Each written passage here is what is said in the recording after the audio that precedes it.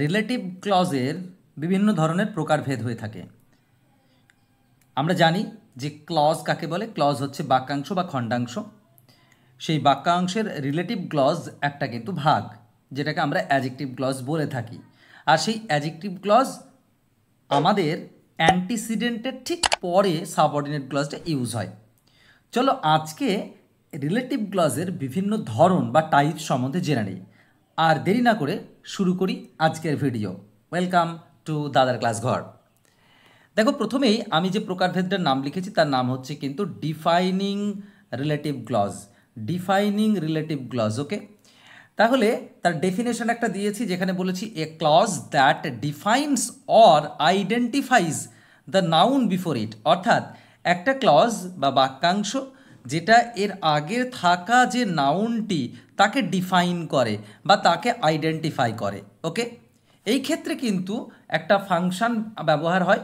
বলছে without it the sentence meaning is incomplete or unclear. যদি আমাদের এই অংশটা না থাকে, অর্থাৎ এই রিলেটিভ ক্লজটা না থাকে, তাহলে আমাদের অর্থটা পুরো ইনকমপ্লিট থাকবে, সেন্টেন্সের অর্থটা ইনকমপ্লিট থাকবে।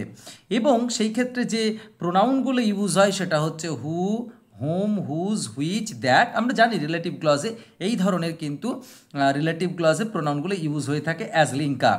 তোমরা যদি এই ক্লজ সম্বন্ধে না জেনে থাকো, লিঙ্ক নিচে দেওয়া যে ডেসক্রিপশন বক্স, সেখানে লিঙ্ক থেকে তোমরা অবশ্যই ক্লজ সম্বন্ধে জেনে নিও।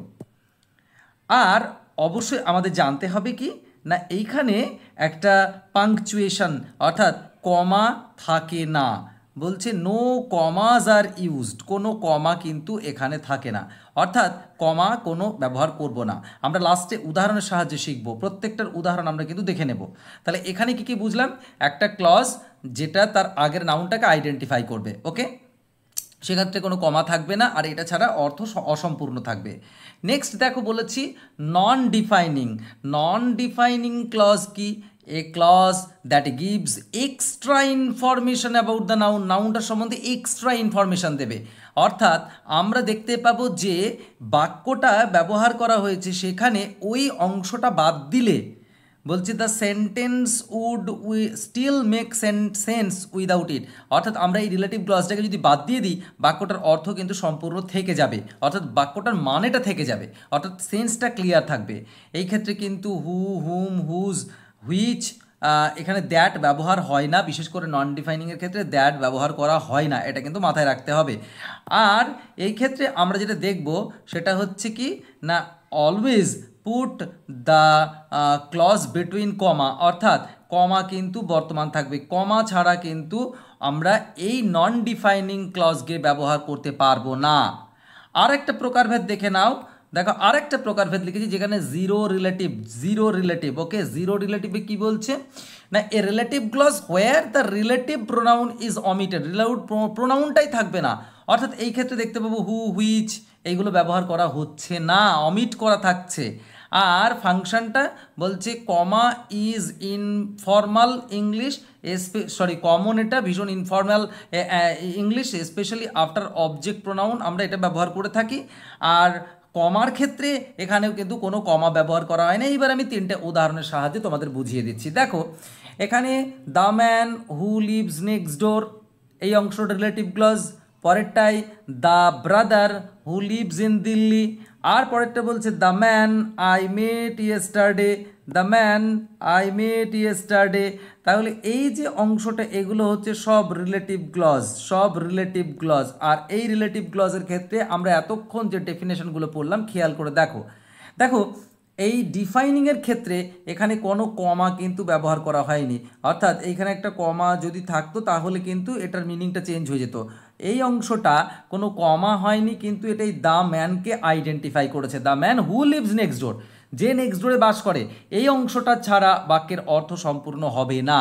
কিন্তু পরেরটায় একটা কমা দিয়ে এটা বোঝাতে চেয়েছে মাই ব্রাদারের এক্সট্রা ইনফরমেশান, অর্থাৎ my brother who lives in Delhi. এই অংশটা না থাকলে বাক্যের অর্থে এমন কিছু যায় আসবে না, সেন্সটা তখনও ক্লিয়ার হবে। কিন্তু উপরের বাক্যে এটা না থাকলে আমাদের বাক্যের সেন্সটা কমপ্লিট হবে না, অর্থাৎ এটা ডিফাইনিং, এটা নন ডিফাইনিং।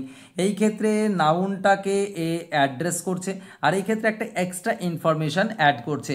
আর পরেরটাই খেয়াল করে দেখো, দ্য ম্যান হু হুম হতো এখানে একটা হুম আই মেট ইয়েস্টারডে, যার সাথে আমার দেখা হয়েছিল। এই হুম কথাটা এখানে কিন্তু উজ্জ আছে, হুম কথাটা এখানে অমিট করা হয়েছে, সেই জন্য এটাকে বলা হচ্ছে জিরো রিলেটিভ ক্লজ। তাহলে এই জিরো রিলেটিভ ক্লজটা অ্যাকচুয়ালি আর একটা নাম আছে যাকে বলা হয় রিডিউসিং ক্লজ, মনে থাকবে, রিডিউসিং ক্লজ। আমরা এই ভিডিওর মাধ্যমে কিন্তু শিখতে পারলাম ডিফাইনিং, নন ডিফাইনিং এবং জিরো রিলেটিভ ক্লজ, যেখানে আমরা দেখতে পেলাম যে একটা কমা কি করে একটা বাক্যের অর্থটাকে ভিন্ন ভিন্নভাবে বদলে দিতে পারে। অবশ্যই খেয়াল রাখবো যে এই পার্টিকুলার নন ডিফাইনিং যেটা, তার আগে সাবঅর্ডিনেট ক্লজের আগে এবং পরে কিন্তু একটা করে কমা বর্তমান থাকে, ডিফাইনিংয়ের ক্ষেত্রে যেটা থাকে না। আর যেটা জিরো ইনফিনিটিভ জিরো রিলেটিভ, সেই ক্ষেত্রে কিন্তু লিঙ্কার অর্থাৎ প্রোনাউনটা অমিট থাকে। আশা করছি তোমরা বুঝতে পেরেছো। ভিডিওটা যদি সত্যি ভালো লেগে থাকে তাহলে অবশ্যই শেয়ার অ্যান্ড সাবস্ক্রাইব। শেষ পর্যন্ত জুড়ে থাকার জন্য